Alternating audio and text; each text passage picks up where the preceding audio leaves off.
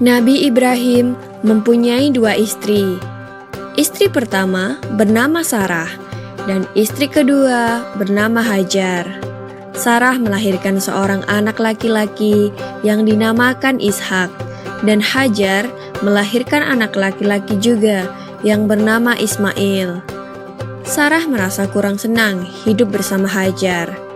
Berkali-kali ia meminta kepada suaminya agar Hajar dan anaknya dipindahkan ke tempat lain. Akan tetapi, Nabi Ibrahim tidak segera menurutinya. Barulah setelah menerima perintah dari Allah, Nabi Ibrahim mengajak Hajar dan Ismail pindah ke Mekah. Ismail yang masih menyusu pada waktu itu terpaksa harus mengikuti kedua orang tuanya menempuh perjalanan yang begitu jauh dan melelahkan. Hajar dan Ismail ditempatkan di daerah padang pasir yang tandus, sunyi, dan terik matahari yang menyengat kulit. Tak ada seorang pun di sana kecuali mereka berdua. Setelah beberapa tahun Nabi Ibrahim alaihissalam meninggalkan anak dan istrinya itu, ia pun merasa rindu. Beberapa kali ia mengirim utusan untuk melihat keadaan anak dan istrinya itu. Dan ketika utusannya mengatakan bahwa anak dan istrinya dalam keadaan yang baik-baik saja, Nabi Ibrahim pun merasa lega. Ternyata kehidupan istri dan anaknya itu diberi serba kecukupan oleh Allah Subhanahu wa Ta'ala. Hajar dan Ismail dianggap sebagai pemilik dan pemimpin di Mekah, karena mereka berdualah yang pertama kali menetap dan bertempat tinggal di sana. Demikianlah Nabi Ibrahim tidak dapat menahan kerinduannya. Ia pun berangkat ke Mekah dan bertemu dengan Hajar dan Ismail di padang Arafah. Anak dan istrinya itu sedang menggembalakan hewan ternak yang cukup banyak. Dalam perjalanan pulang ke Mekah, setelah menggembalakan ternak, mereka beristirahat di Musdalifah karena kelelahan dan akhirnya tertidur. Dalam tidurnya yang sebentar itu, Nabi Ibrahim alaihissalam mendapat wahyu melalui mimpinya. Ia diperintahkan oleh Allah untuk menyembelih Ismail. Anak kesayangannya itu harus dikurbankan sebagai bukti patuhnya Nabi Ibrahim terhadap Tuhannya. Seketika itu juga Nabi Ibrahim terkejut dan berdebar-debar. Tampak begitu beratnya ujian kali ini. Ia pun akhirnya menguatkan hati demi rasa cintanya yang lebih besar kepada Allah Subhanahu wa Ta'ala.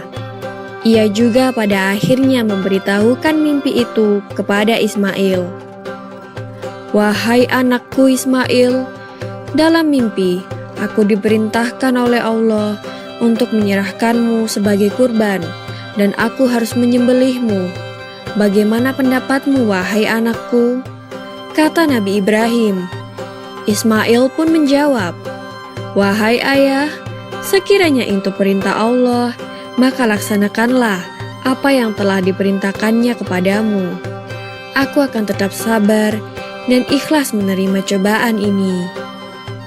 Dikisahkan iblis berusaha merintangi perintah Allah kepada Nabi Ibrahim. Berkali-kali iblis membujuk Nabi Ibrahim agar tidak melaksanakan perintah itu. Namun Nabi Ibrahim tetap melaksanakan perintah Allah, dan godaan iblis yang begitu dahsyatnya tak akan mampu meruntuhkan ketaatan Nabi Ibrahim kepada Allah. Nabi Ibrahim membawa Ismail ke atas bukit. Di sana, Ismail mengenakan kain penutup mata, dan pedang tajam pun sudah dipersiapkan.